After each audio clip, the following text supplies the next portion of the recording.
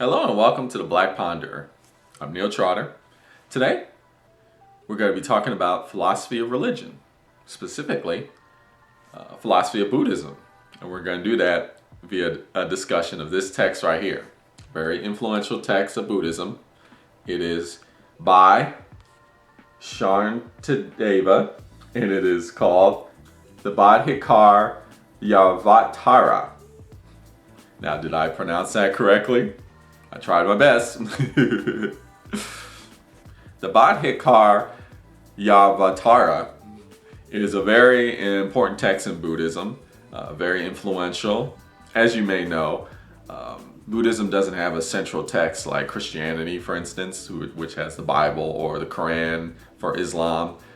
Buddhism just has a large amount of texts, many texts.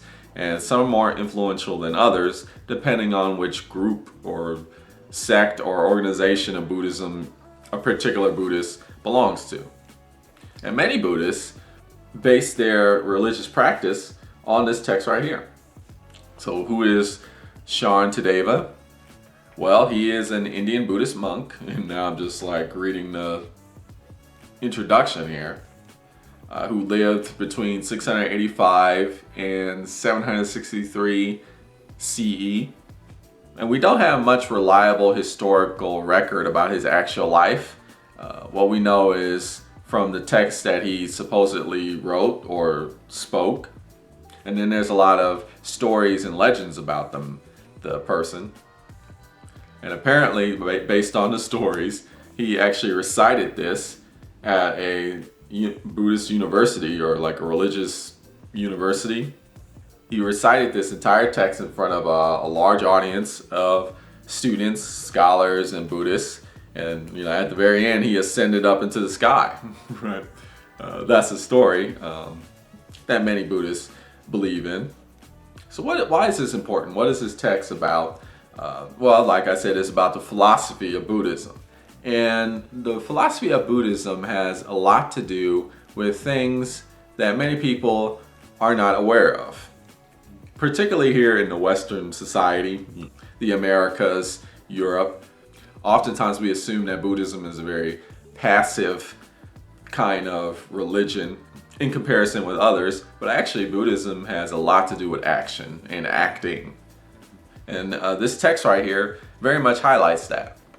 And I would like to share with you some quotes from this text that communicates that message, that Buddhism is about action. And action is how spiritual development, or the goal of Buddhism, is reached. So we shall proceed, beginning on page 6.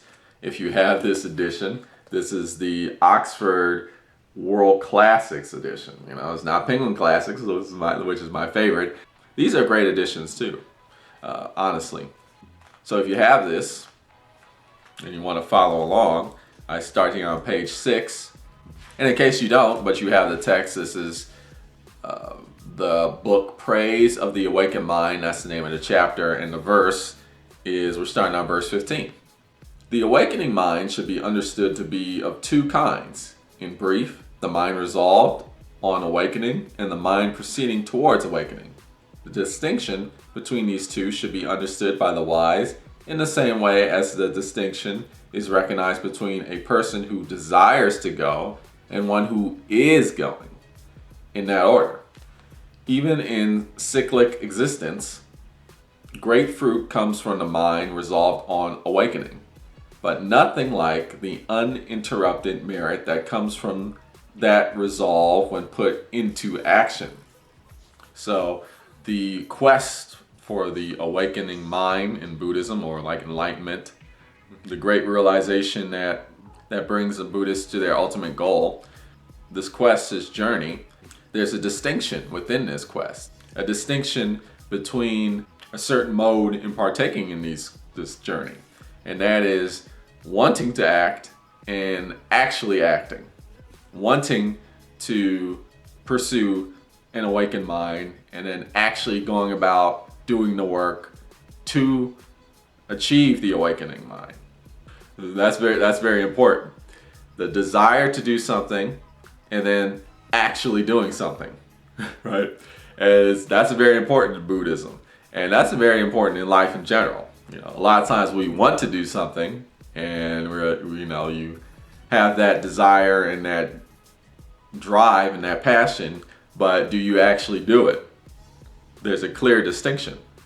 So I'll continue with the second quote I picked here. This is from the chapter Vigilance regarding the awakening mind, and it's page 24, and this is verse 5.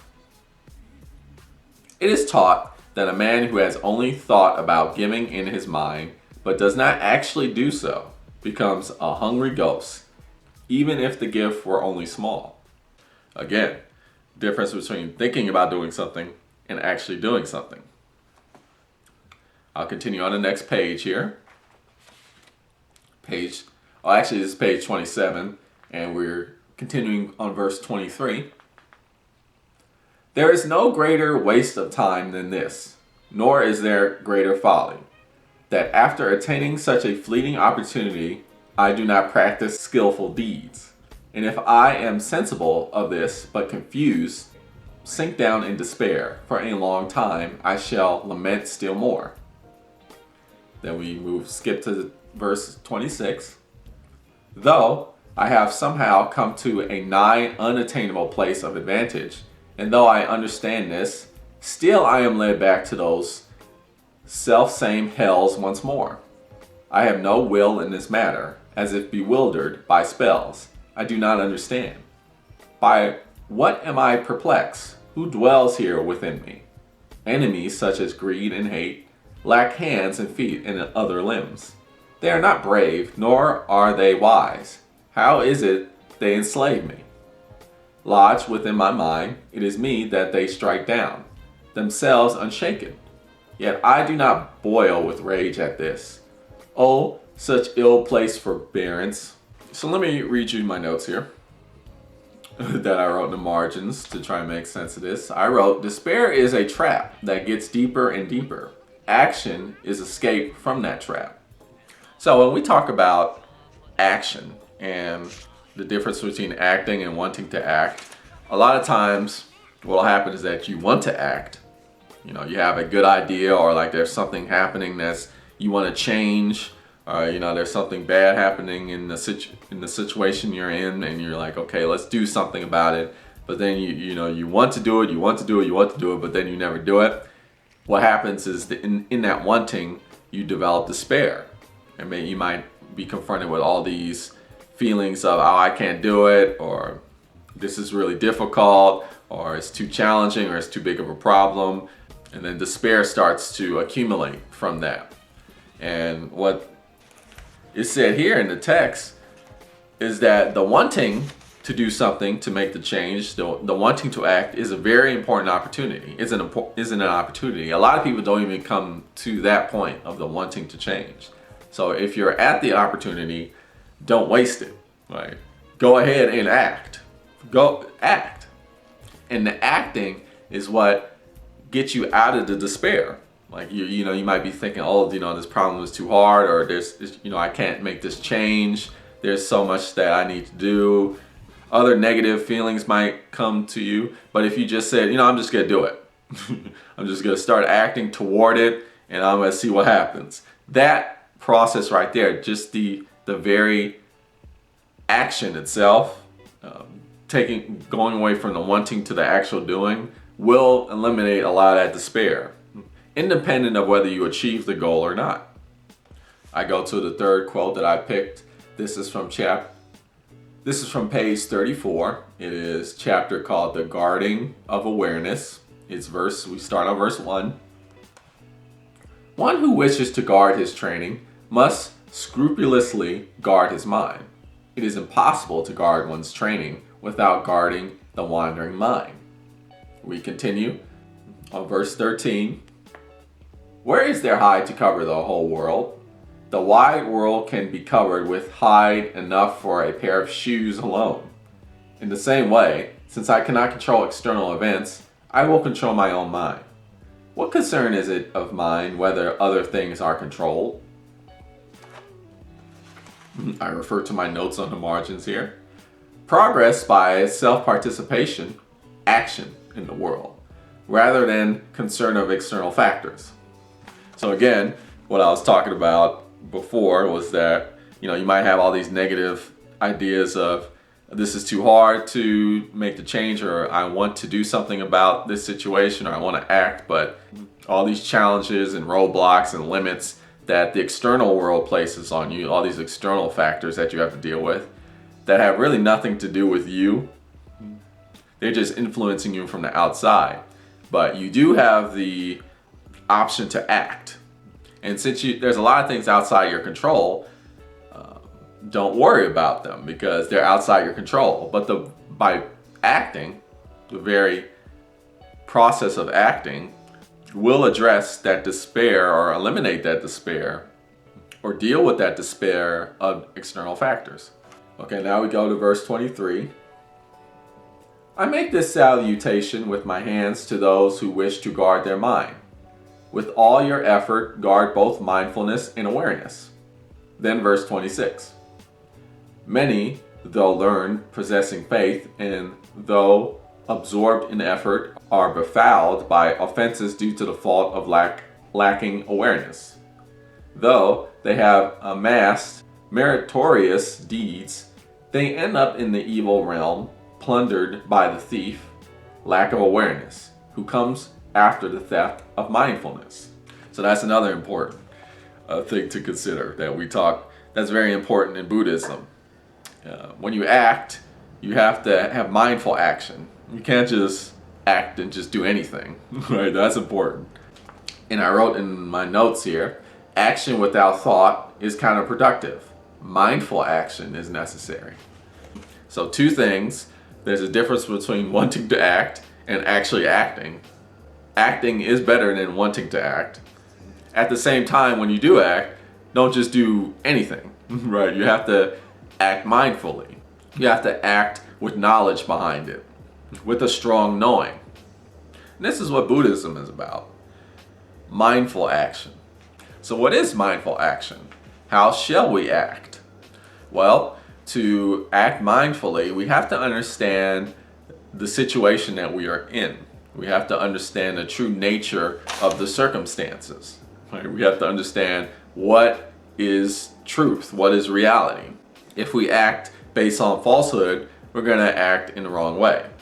But if we act based on wisdom of the truth, knowledge of what is actually happening, what is the actual situation, we will be able to act righteously, act correctly, act with purpose, with meaning. So now I go to the fourth quote that I chose, or group of quotes. This is on page 52 actually, and it is the chapter Perfection of Forbearance. And I begin on verse 24. A person does not get angry at will, having decided, I shall get angry. Nor does anger well up after deciding, I shall well up. Whatever transgressions and evil deeds of various kinds there are, all arise through the power of conditioning factors, while there is nothing that arises independently. Neither does the assemblage of conditioning factors have the thought, I shall produce, nor does what is produced have the thought, I am produced. The much sought for primal matter, or the imagined self, even that does not come into being after deciding, I shall become. And I read you my notes. People are not innately evil. Evilness is conditioned. Suffering is caused by conditions. So that's a very important concept in Buddhism. The concept is there are no really evil people because there are no people. There is no self. There is no individual. I mean, that's where it comes down to. So what really exists in Buddhism is real evil actions. There's the actions that are what's true, what's real. So that's a truth that defines reality. In the context of Buddhism, there are only evil actions. There are no evil people, evil individuals, evil selves. So when you think about suffering and people doing harm and people doing bad things, You shouldn't think of it in terms of this person, that person, this evildoer, that evildoer. Instead, the right way to think about it is the evil deed, the evil action, the evilness. And that's the first way to develop correct action. I continue from verse 30. What part does something play in an action if, at the time of the action, it remains exactly as it was prior to it? If the relationship is that the action is part of it, then which of the two is the cause of the other? In this way, everything is dependent upon something else. Even that thing upon which each is dependent is not independent. Since, like a magical display, phenomena do not initiate activity. At what does one get angry like this? And I wrote in my notes here, existence is innateless. Is that a word, innateless? I don't know, it's my notes. Basically, there is no initial condition. Existence didn't start at a certain point. Rather, existence has always happened. There was no initial condition. This is in Buddhism, that's what Buddhists believe. Therefore, empty. So it has no initial condition, therefore it is empty. Why get angry out of emptiness? I talk about the belief of existence as empty in another video I did about this text that was an anthology or collection of several Buddhist texts, which was called Buddhist Scriptures by, it was just a Penguin Classic edition, and I go into detail about that. But Buddhists, they have that belief. Since existence is empty, why get mad at it? If an action is evil, but that action has no initial cause or foundation to it, then what's the point of getting worked up about the perpetrator of that action? Because in reality, there is no perpetrator. Because there is no initiator. There is no initial condition. It's just like this constant cycle. So the point is, in Buddhism, getting mad at somebody for doing something evil is not a true way of looking at the actual situation. You're looking at the situation falsely, in an illusionary way. So I'm just continuing. This is verse 32. If it is argued that to resist anger is inappropriate, for who is it that resists what? Our view is that it is appropriate. Since there is dependent origination, there can be cessation of suffering. Therefore, even if one sees a friend or an enemy behaving badly, one can reflect that there are specific conditions, factors that determine this, and thereby remain happy. So in the Buddhist context, getting angry is basically a waste of time, or it's like a roadblock or a limit. We often hear the argument that, well, really what you can do is it's very important to get angry. Getting angry is very important. And the best way to deal with anger is to channel it, right? Channel it in a constructive way. But in this text, this Buddhist text, what's being said here is like, no, that's not true. Because that person that did the angry deed doesn't actually exist. The reality is that actions are dependent on each other, and it's just a cyclic process, and there are only actions. So getting angry at the person is irrelevant, because that's not really the source of the problem, because there is no originator or proponent or initiator of evil actions. And once you begin to understand that, you can actually do something about solving the problem of evilness and suffering. Were all embodied beings to have their wish fulfilled, no one would suffer. No one wishes for suffering. Do you believe that? That's what he's saying. So what's the support for this claim? So I go to verse 39. If it is their very nature to cause others distress, my anger towards those fools is as inappropriate as it would be towards fire for its nature to burn. In fact, this fault is adventitious. Beings are by nature pleasant, so anger towards them is as inappropriate as it would be towards the sky if full of acrid smoke. Those are good metaphors to understand what Śāntideva is talking about. He says getting angry at somebody for causing suffering is like getting angry at fire that burns. Then he goes on to say that beings are by their nature pleasant. He said before that no one wishes for anybody to suffer. So beings that cause suffering is like the sky that has acrid smoke in it. The sky is beautiful, but it has smoke in it that makes it ugly. And you're getting mad at the beautiful sky. What you should be acting toward is that smoke and what's causing that acrid smoke. That's where your actions should be toward, not the beautiful sky itself. Let me read you my notes here. People cause others to suffer not out of malice toward others, but out of confused perception of reality, lack of understanding.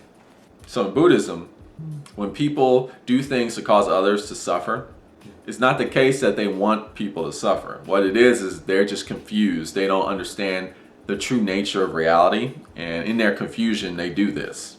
And so the actions should be toward that confusion, that clearing up, that exposing the truth to these people.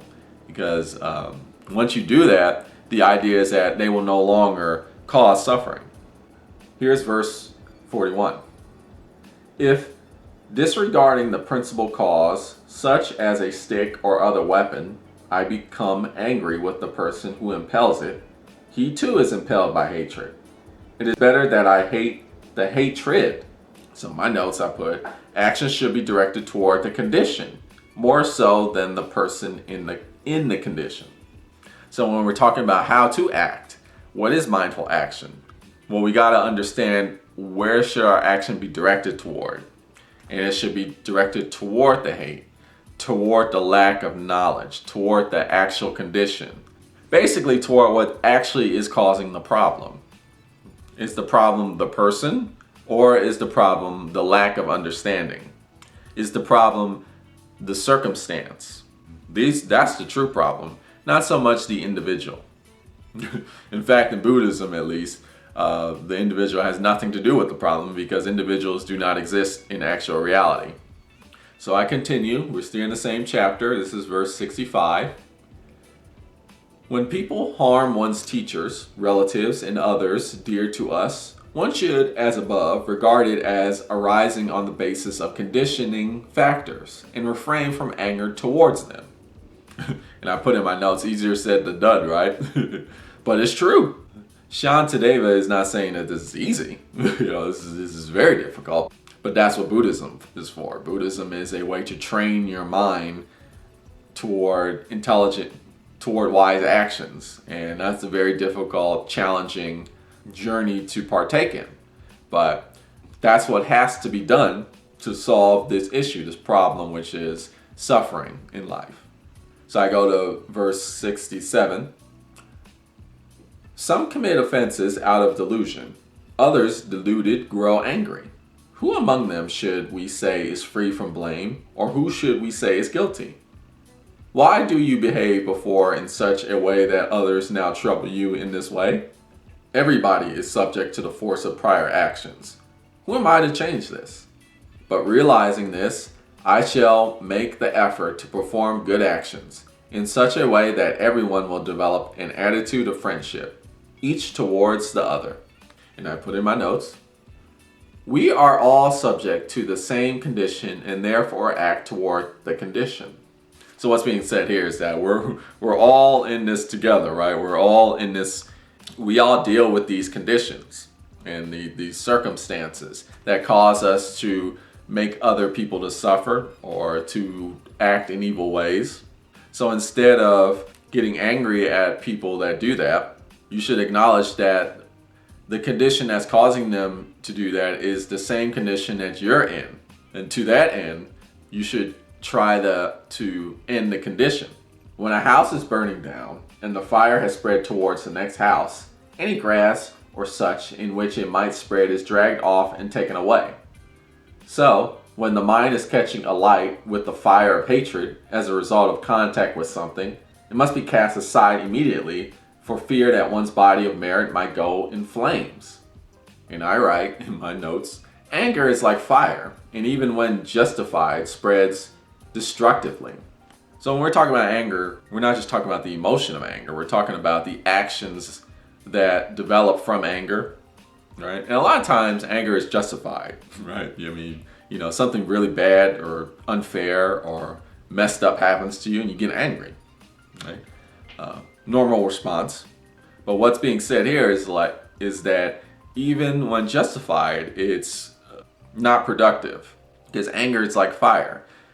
Whatever the cause, when you get angry and you act based off your anger, you're just spreading fire and you're just spreading flames and you're just burning things down, essentially.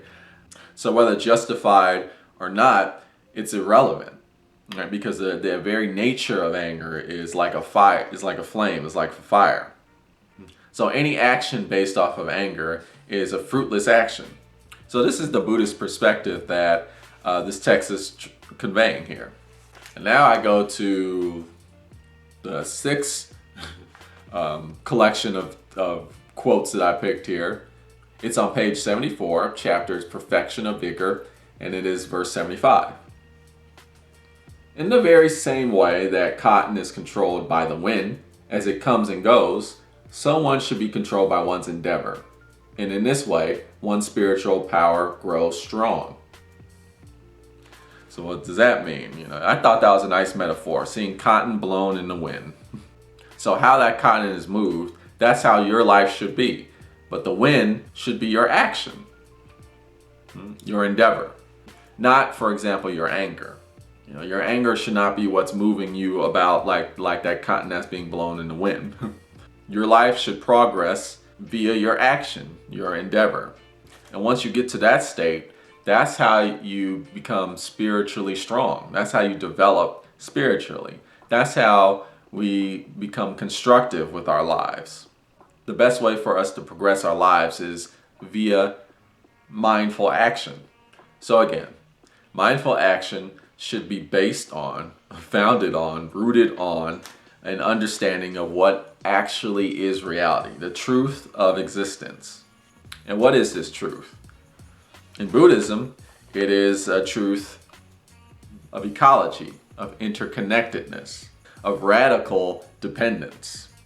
Everything is connected, and all things that happen are caused by everything else. There is no independence.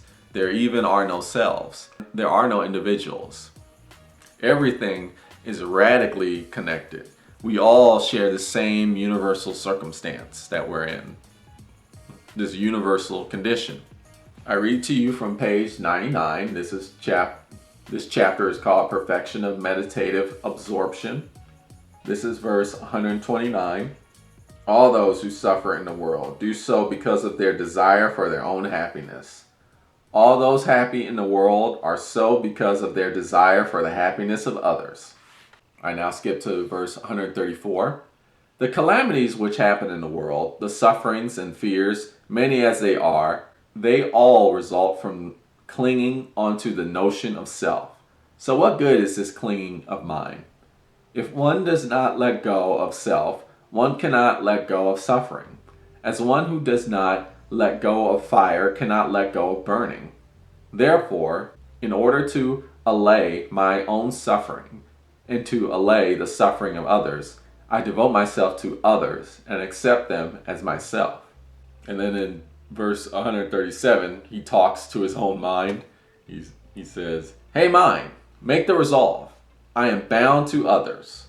From now on, you must have no other concern than the welfare of all beings. And I write in my notes here, suffering is caused by the illusion of the self. Dedication to the welfare of others dispels this illusion. And it's important to understand that this is not just for the sake of being nice and being kind. Those are great consequences and results from doing this.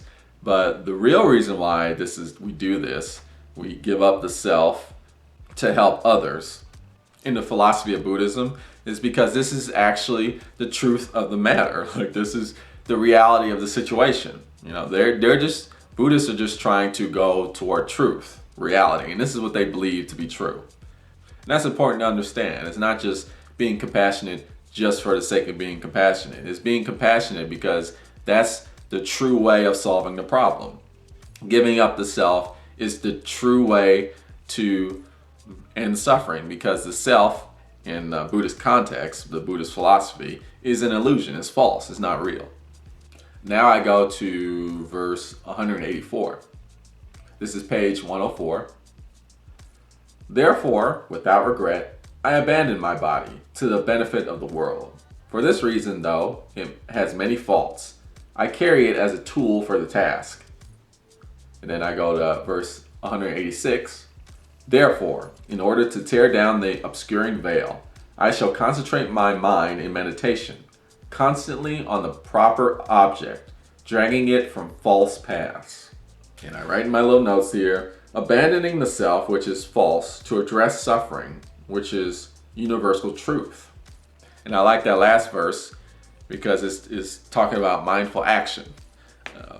Concentrate on my mind in meditation, so that we're not only acting, we're acting mindfully. We're acting with a knowledge or with wisdom of the truth of the situation, the truth of existence, that like the self is an illusion. So we shouldn't get angry at individuals because individuals don't actually exist. And the emotion that is anger is actually confusion of the situation. And therefore anger in and of itself is fruitless. It is pointless. It is just a manifestation. It is just another manifestation of misinterpretation of reality. And you're helping others because there are only others, right? There is no self, right? Everything is interconnected. We all share this condition, this trap of suffering. And that's why we direct our action towards the benefit of others. And that is the philosophy of Buddhism. Well, that's not the entire philosophy of Buddhism, but that's a very important aspect of the philosophy of Buddhism. I think it is very important to read Buddhist texts because they definitely have some truths in them. Now, I'm not a Buddhist myself, I'm a Christian, but that's some really interesting and meaningful ideas that I think you can employ in your life, whether you're a Buddhist or not, whether you're religious or not, that you can really use in your life to create progress, to be constructive, to do good things in the world. Buddhism definitely has a lot of beneficial aspects to it, which is why it's one of the major religions in the world, with like many people believing in Buddhism and adopting it as their religion. So check it out, the Bodhicaryāvatāra, again, pronunciation questionable, but a great text nonetheless. You have been watching The Black Ponderer. Tune in next time for more philosophical thought.